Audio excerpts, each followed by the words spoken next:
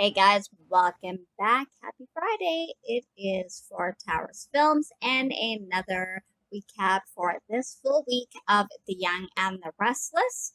I watched the whole week so you don't have to if you don't want to, because I know there's a lot of people who aren't too happy with it right now, so I don't really blame you, but here's the highlights basically of what happened this week. So we start off after the crash with Phyllis and Adam at the end of last week, and they kind of bicker a little bit on the roadside. And Adam basically says to her that she's been drinking, and come back to his house. They can have some coffee and they'll talk, and he'll call a tow truck to pick up her car. At first, she refuses, and okay, you can walk, kind of thing. But she does agree to go back with him back to the tack house. So while they're basically going back and forth about how they're both pariahs in town, and Phyllis is trying to kind of get seed money or something to start something, and that, the Abbotts just basically put a kibosh on everything that she wanted to do, stole her idea for the accessory line for Jabot, and added it to Jabot Collectives and everything. So Adam basically offers her an idea of hacking into Dark Horse for $1 million. He doesn't tell her why he wants to do this, but, figure it's kind of alluded to us that it has to do with Christian. Basically, it's like a bargaining tool that Nick will either pick Dark Horse or he'll pick Christian. And so Phyllis is like, that's a crime. And Nick still is the father of Summer. And so Adam's kind of like, yeah, well, whatever kind of thing. Like, you're like me, you've done crimes before. But she says no, she's not going to do it. And they know Victoria and Billy's recommitment ceremonies that day or the next day. So they actually end up going to the recommitment ceremony together. They end up coming in pretty much when it's finished. And, making a spectacle of themselves and, all that. And Adam goes off and talks to Nick and goes to see Christian, who Nick has there. And, of course, Nick makes sure Adam can't really be around Christian that much, sort of thing. And tells him you're never going to get a hold of him. Stay away from him. You basically abandoned him. You didn't want to acknowledge him, basically, when he was born. And I'm the only father who's ever known. And so Adam ends up leaving before Phyllis does. Phyllis is still there, and Summer wants to talk to her. But Nick kind of corners her in the back area there and basically berates her for coming in one with Adam, crashing the whole commitment ceremony and trying to cause a scene and trying to cause trouble, basically. And so, of course, she gets very upset by that. I mean, it's coming, really. And so when she storms out, she immediately goes back to Adam and agrees to do it, to hack into Dark Horse. Now, she agrees to do it, but she wants more than $1 million. She goes, anybody can hack into Dark Horse. She wants $3 million. So Adam's like, yeah, okay, $2 million. And Phyllis is like, 2.5. Adam agrees to it. And he wires the money into her account. She wants it done before she hacks in, so they trust him. So he wires the money. She confirms it's there. And then she hesitates because she's not really sure she wants to do this. But she does. She eventually hacks into the Dark Horse servers. And she wonders what Adam's actually looking for, but he won't tell her what he's looking for. Doesn't take her very long, I must say. So Dark Horse mustn't have very big security. So she hands it over to Adam, who doesn't take him long to find what he's looking for. And he tells Phyllis that Nick basically borrowed the money, he's leveraged Dark Horse for $27 million. And Phyllis is like, so? I mean, he's probably worked out a good deal, good payment plan for it. So what's the problem, basically? So Adam basically says he's going to buy that debt. And then he will basically own Dark Horse, or he'll own the loan, and he can call it in at any time. So he basically says to Phyllis he could basically threaten Nick with closing out the loan, like calling it due, or unless he hands Christian over to him. Phil's kind of doubtful that he's going to hand over a company, like he's going to hand over his son, just to save the over the company. Like he'd gladly hand over the company before he hands over his son. But Adam goes ahead and does it, buys the loan, and then heads to Dark Horse. Confronts Nick, and basically says to him, that he bought the loan and offers him that deal. It's either Dark Horse or Christian. So, of course, they banter back and forth over this, and Nick says what everybody said he would do. Fine, take Dark Horse. I'm not going to give up my son.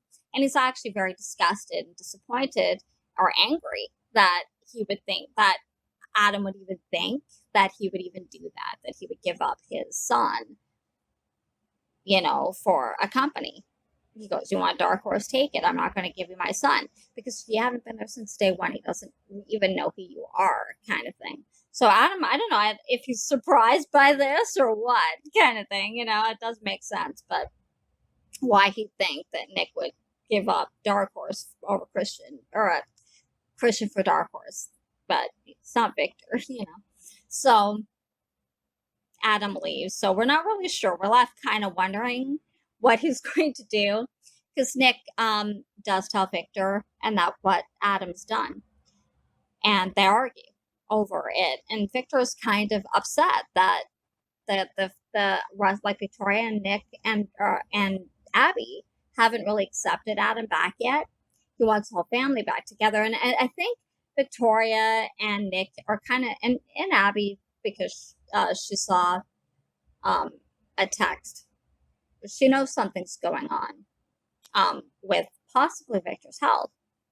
And they're starting to suspect there's more to this than what meets the eye. And of course, Victor being very secretive about everything that he does, nobody seems to know, kind of thing at the moment, what's going on. Why is this so important to him that everybody gets along and that he brought Adam back now, basically? Which we do find out later on in the week what the whole point is, really.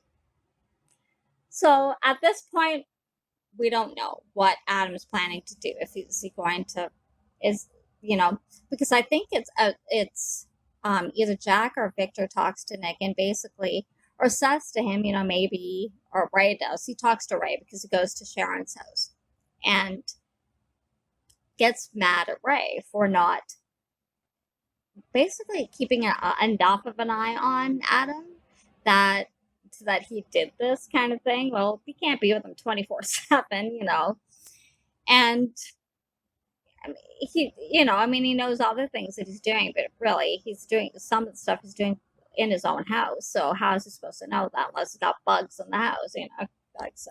So Nick realizes, yeah, okay, kind of thing. Really, this is Adam we're talking about here. So he tells him what he's planning to do, and basically they say, well, why don't you find a way to leverage it back, like find a way to get him to, now that he knows that his plan isn't going to work, that you're not going to give up Christian, maybe he'll sell you back the loan or make a payment plan or something like that. So Nick agrees, maybe that's a possibility and that he'll work toward that end. In the meantime, Phyllis has gone back to her hotel and she looks contemplative and stuff. And then all of a sudden, this guy in black comes out of the bathroom and injects a needle into her neck and drags her out of her hotel room. Next thing we see, Phyllis is thrown into what looks like a basement, onto a cot, dark, looks like a laundry room type thing. And the door's locked. She wakes up later and wonders what's going on. And she still has her cell phone. She tries to get signal, and she's very upset, crying and that. And she can't get signal. And she starts yelling, pounding on the door. down the stairs. Figure in black comes with a key, and before they open the door, camera pans up, and it's Kevin. Kevin is back. So makes you wonder why did he kidnap Phyllis exactly? We'll have to find out what Kevin is up to. From what I understand, they're actually bringing Kevin back more like he used to be, less like more like his shady self. And it sounds like they might be doing that with Michael too, according to some of the spoilers that are out there. But there's no spoilers right now, like of how they're doing that. But it sounds like that might be the direction they're starting to turn in, kind of thing, because they're trying to make it kind of bring it back to the way YNR used to be. So, and partially make some of the characters be like they used to be in the past. So we'll see what happens and why Kevin took Phyllis in the first place. So then we have Kyle and Lola, which are still basically very domestic and fixing up their house or their apartment and everything, and things are going well and good. And they Lola is cooking for Victoria and Billy's recommitment ceremony, and so Kyle is there and they're watching it. And it's a really nice ceremony. Everybody shows up. We have like Tracy and Jack and basically all their friends and family. All the Newmans are there. And so they have the kids, and they have this archway of flowers, and they just basically stand there and they give each other gifts the kids made.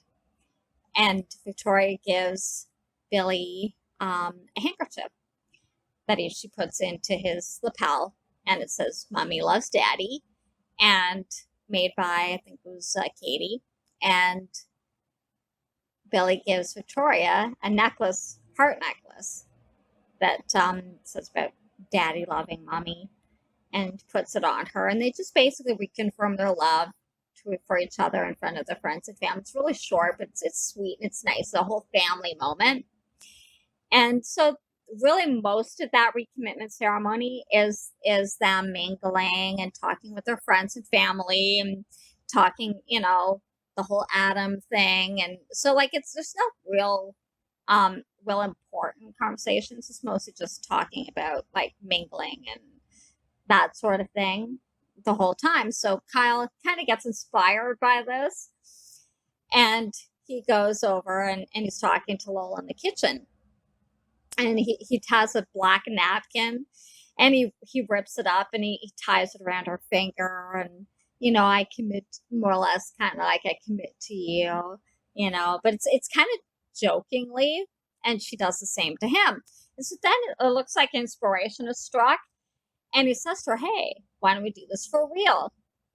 And he asks her to marry him. And she's taken aback by this. She's like, it's a little soon. We just moved in together. We just basically just got back together. And, it might be a little soon to get married. But Kyle disagrees, and really, if you think about it, they have kind of been together for a while now. It's not like they just met and they just started dating. They've been dating for a better part of almost a year. So quite a while since, about last summer, they really met and got together, with the hiccup of summer. But, other than that, there was never any kind of indication that they wouldn't be together, even when he was married. And so Summer basically saying, well, you're still married. You should get divorced first. So he thinks he's screwed it all up, and that's not what she's trying to say to him. So he takes off thinking he's blown the whole thing. And then she's upset because she doesn't want him to think that. She just wants him to think, let's slow this down and think about things. So he goes and he goes talks to his dad and outside, and Jack basically is saying, that's not what I'm getting from what Lola said. Let's calm down and think about things, and I'm sure she doesn't hate you. And Lola talks to Abby about it, and then goes to talk to Ray, and Ray is not very happy with the idea of them getting married. He thinks it's too fast. He's still married and all that, and live together for a while kind of thing at first. And so as she's talking, a lot of what Lola had feared um, what she herself was thinking about kind of went out of her mind and thinking, why wait? Like, we actually do have a pretty good relationship here. So if we're going to do like all this domestic stuff anyway, why not get married? Because we do want to do this for the rest of our lives anyway. So why wait? Why not just get married? So she goes back to society. She still has to work, and she talks to Abby about it more, and they discuss, and even talking with Abby really reinforces her thinking that, yeah, why not? Like, why is this such a bad thing, kind of thing.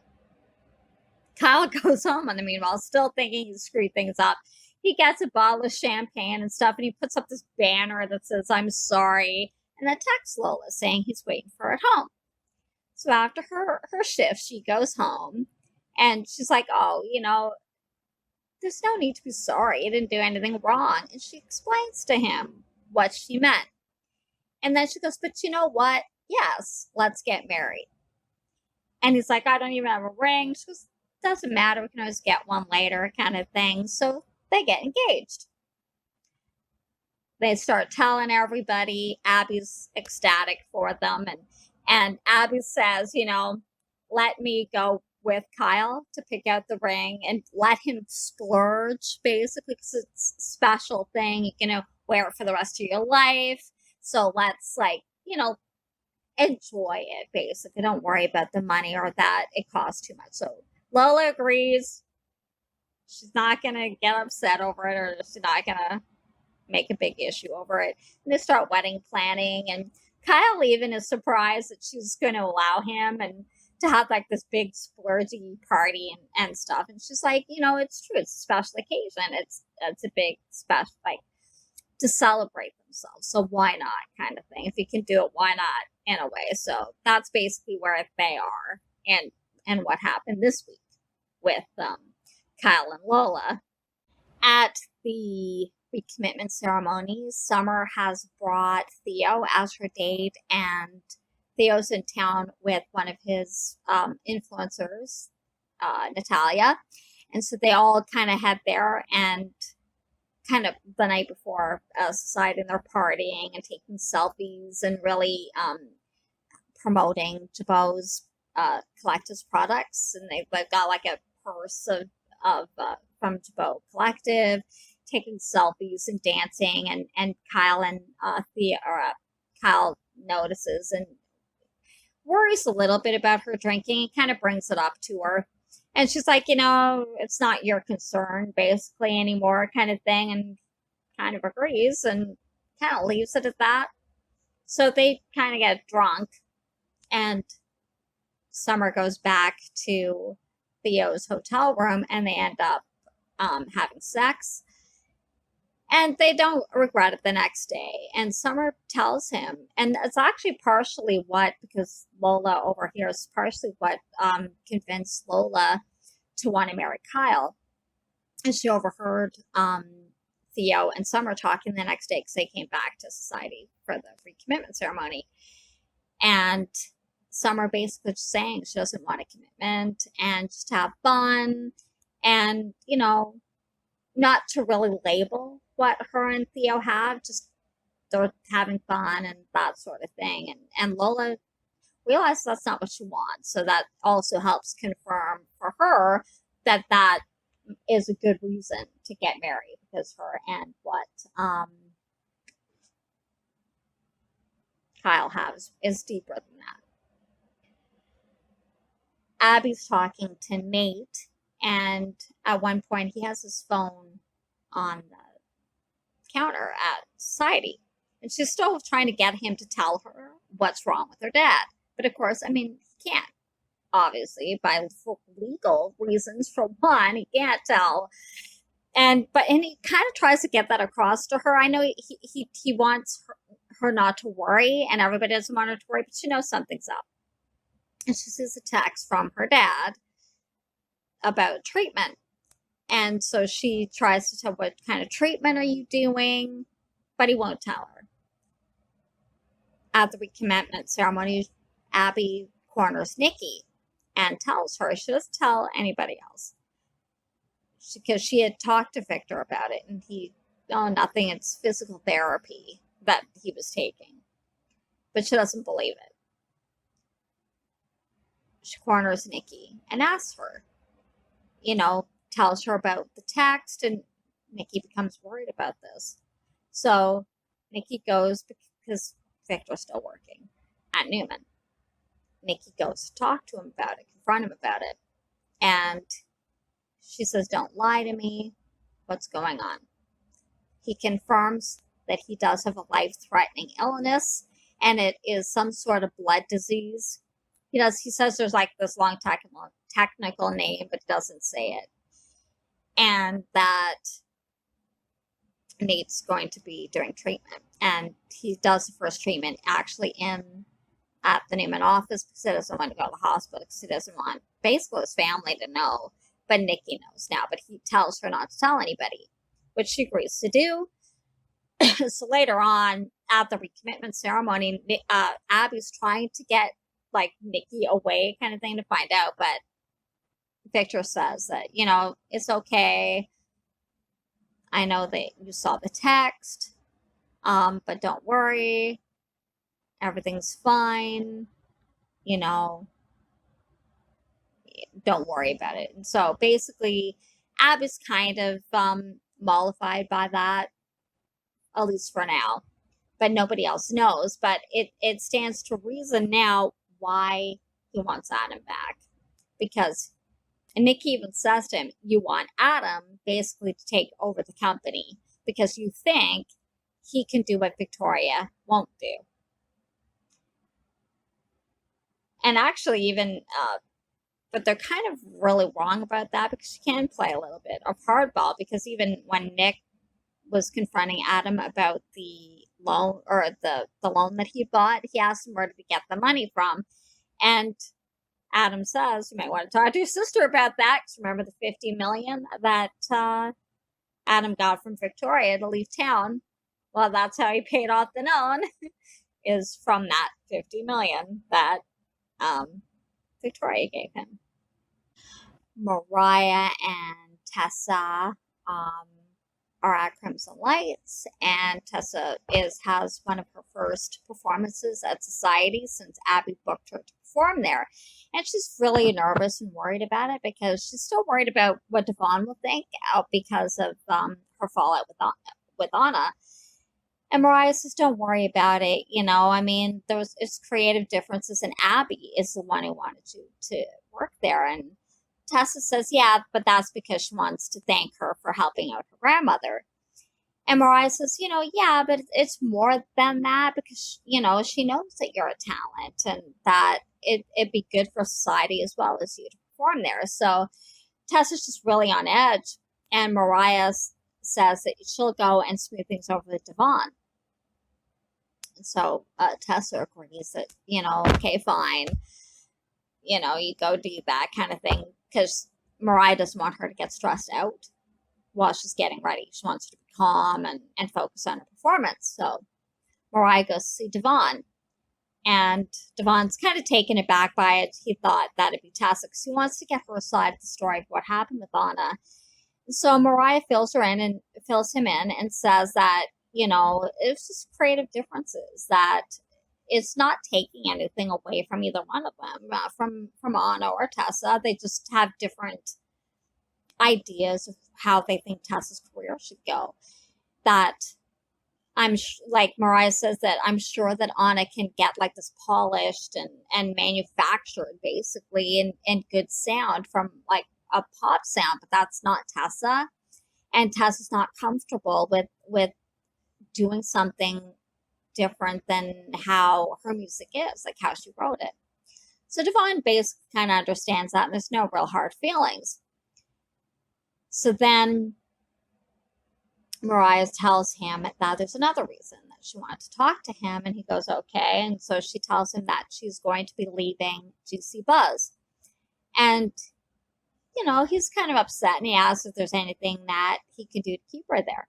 And she goes, well, it's not about the work, and it's not about, she loves the work, she loves the people, but it's not the same since Hillary died. Like the it's not what it used to be. And like she said, she was there to help people get over their grief, but it's time to move on. And Devon says he misses her too. He kind of understands that. And he says, well, what would you want to do? And she says she doesn't know yet, but she does want to do something creative, but behind the camera. So he suggests she take over Power Communications, which is Neil's baby. And he said, you're a good advocate for artists, just like you are for Tessa, and that would be something that you'd be good at. So she kind of hesitates, but she's never run a company that big before. And he said, I have faith in you. And she worries that she'd let Neil down and let him down, Devon down. And he goes, no, I think Neil would think you would do a fantastic job, and I know you would too. So it's unclear whether she's accepted this position or not, but she tells Tessa later on that it was offered to her to run Power Communications. And Tessa has her first couple sets also at Society. Devon and Elena have a few conversations. They have dinner. He makes her dinner, and just talking about Neil and music and the fact that he has scheduled Jet for his first tour, which Jet is packed up and goes away on. And Elena is not that comfortable with it, and she still seems very protective of him, considering it's not like a life-threatening illness he has. He has like nodes on his vocal cords. And so they have dinner and they discuss it. And eventually, they start dancing and it turns romantic and they end up going and making love. Devon later comes down and sees a vision of Hillary. So Hillary's still very much on his mind. Elena comes down and wonders if he's okay. And he says, oh yeah. And she asks if he regrets what they did. And he says no. And then over Elena's shoulder, he sees Elena again. When Nick is talking to Ray, Ray informs him that Adam is looking for Chloe. And Nick says that Chloe's dead. She died by a drug overdose not long after Adam blew up. And they kind of assume, well, they pretty much know that, well, they assume that she's the one who tried to kill him. And that's why she basically killed herself. But they believe that Adam believes she's alive. And several people say this, well, she died, but they're like, well, they thought JT had died too. And Adam was supposedly dead as well, so who knows, right? And we all know Chloe is alive. For your Friday spoiler, your Monday if you are in the United States.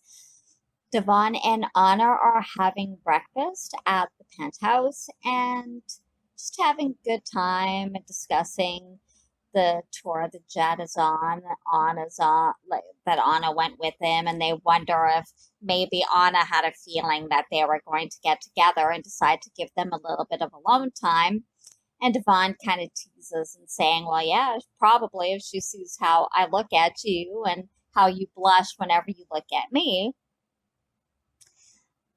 She says that she has a couple of interviews that she is going on, and Devon's happy for her because she's been worried about the fact that she hasn't gotten a job yet and that she doesn't want to be a freeloader. So they get ready and they get dressed and all that, and she's getting ready to go, and she gets a text or an email on her cell phone saying, congratulations, you paid off your student debt. Well, she's kind of puzzled by this because she's like thinking, I haven't paid off my student debt. Where did that come from? And she realizes that Devon has paid it for her. And she actually gets very upset by this and goes off on him and saying that, in a way that's kind of controlling the relationship, and she feels indebted to him, and that she doesn't necessarily like the power balance, that he's got more power because of how much money he has, and that she can't do anything about it, and that she feels violated, that he even did this for her.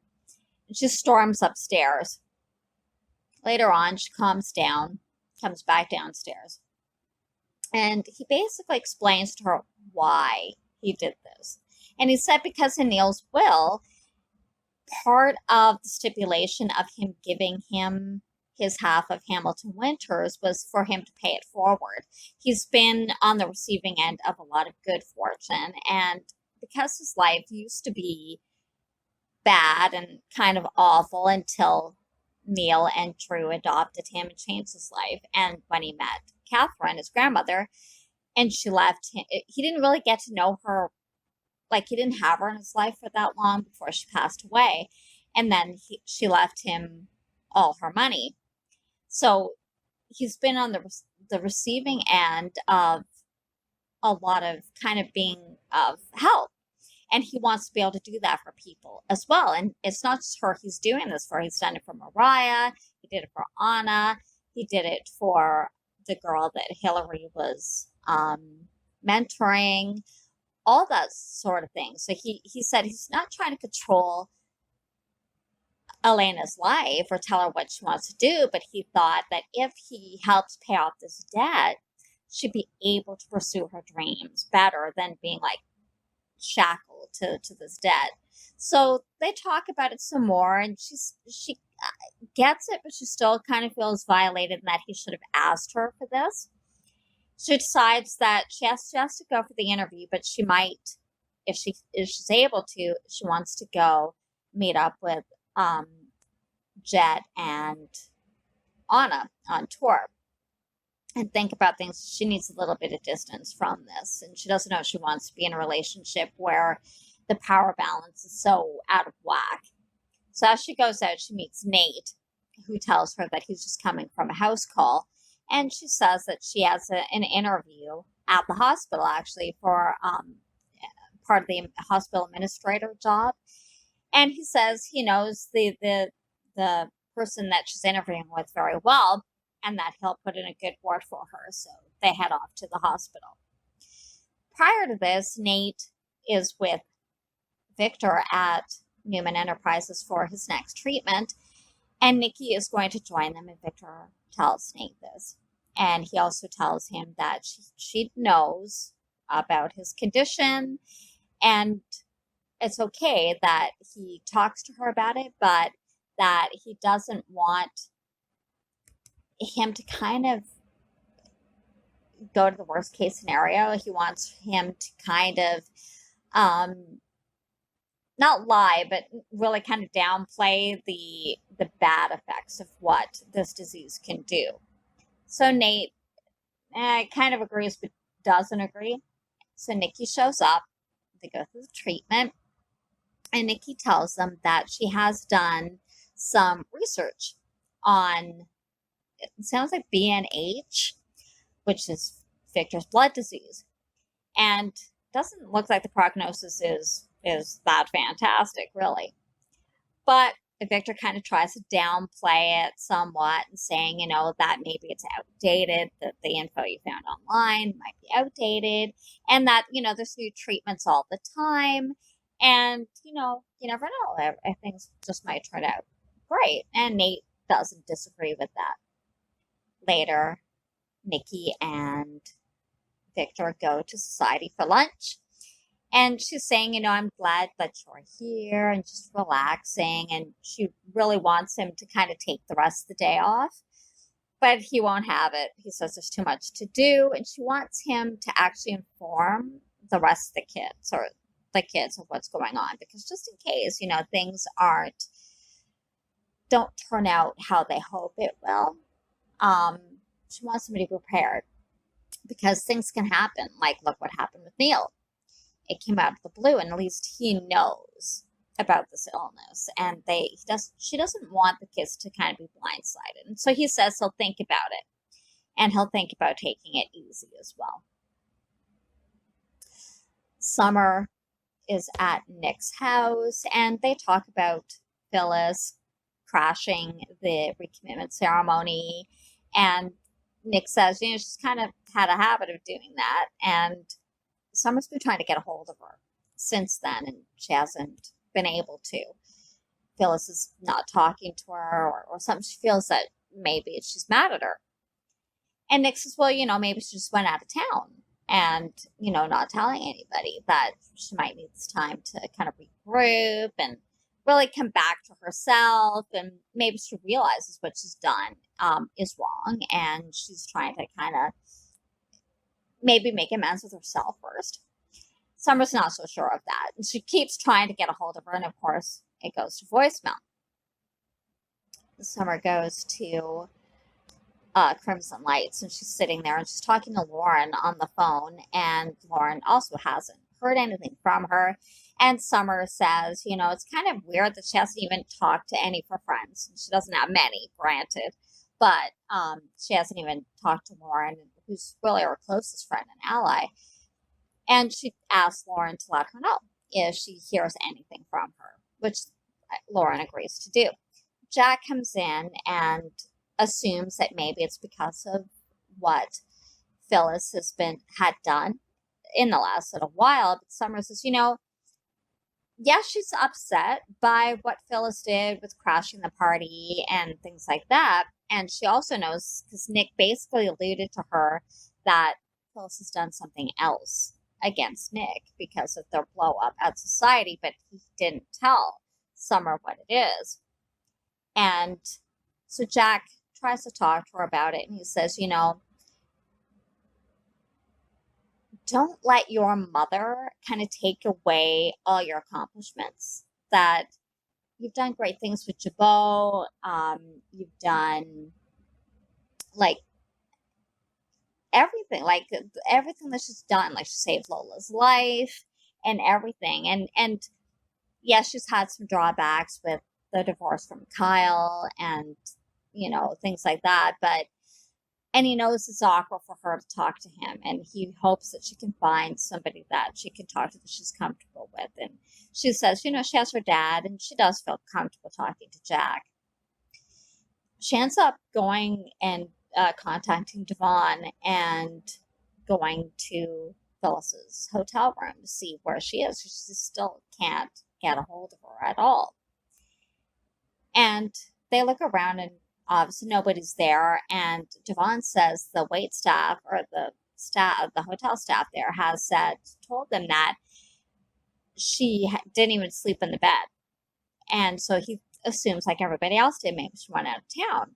So Summer looks around and notices that her makeup and her cream and lotions are still there. Her clothes are still there. Her suitcases are still there. There's no clothes missing. And her keys are still there. So she's very worried that something's happened to her. She's not going to leave this stuff behind. So she calls Nick and informs him that something's definitely happened, because, she wouldn't leave all this stuff behind. In the meantime, Adam gets a text message from an unknown number saying, I have something you want. And he's like, text back, who is this? And he said, you must be suspecting to hear from me, basically. So Adam agrees to meet him, or whoever it is, somewhere. They go to this bar. It's really dark. And in walks Kevin. He sits down, and Adam's like, okay, not what I was expecting. And what actually could you possibly have that I want? And Kevin says, I have your girlfriend. And he kind of alludes at first, kind of that it's somebody that Adam cares about. And so Adam's like, you better not be threatening somebody I care about. And then he says he has Phyllis. And Adam's kind of like, what do I care if you got the wrong person? She's not my girlfriend, for one. We did a business transaction once, and she was my +1 to the recommitment ceremony, and that's basically as far as it goes. So you're kind of out of luck here. If that's what you think, you're not going to get anything out of me. Besides, what do you want? And Kevin says he wants Chloe, because apparently Chloe's also missing, and he assumes Adam has kidnapped her. Adam says, why would I kidnap her? She's supposed to be dead. And Kevin says, well, she's alive because you've been looking for her, because once they found out Adam was alive, Kevin took Chloe and Bella and put them into hiding. And now all of a sudden, Chloe's gone missing. Adam confirms during this conversation that Chloe is the one who shot him. Remember when he was shot outside his door? Well, apparently it was Chloe, which I don't think is much of a surprise. It was either Chloe or Kevin, really. So, and now apparently she's gone missed AWOL again. Adam says, I don't have her, so sorry. I don't care. More or less, I don't care what you do with Phyllis. More or less, kind of thing. I don't have what you want. He walks out. So Kevin's left sitting there. So he goes back home, and actually Nick contacts him. And because he assumes, because Summer wanted to talk to Adam as well, because they know not that they're close, but they've been talking lately. Nick asks him if he knows where Phyllis is. And of course, now by this point, Adam does know where she is, but he doesn't tell Nick that Kevin has her. Just that, no, I don't know. I haven't talked to her since the recommitment ceremony. Why would I? Maybe she just took off. I can't help you. And he asks, did you reconsider my offer about Dark Horse for Christian? And of course, Nick says, no, not going to give up my son, no matter what, even if he took Dark Horse. So that was that. Not really sure why. Maybe it's to stick it to Nick. It's not like he's why to protect Kevin, but we'll see what happens there about him having Phyllis. So he goes home and he contacts whoever he's been contacting on the phone. We still don't know who this is. And basically says the plans have changed and they're going to have to do some things a little bit different because now Kevin is back in Genoa City and is somehow involved in something, knows something. So whatever all that is about, we have yet to find out. So, well, that is it for this week of The Young and the Restless. I hope you enjoyed it. If you did, please give it a thumbs up and don't forget to hit the notification bell so you know when I upload. And don't forget to subscribe so you don't miss another episode. Thanks for watching, guys. I appreciate all of you. Thank you. See you next week. Bye.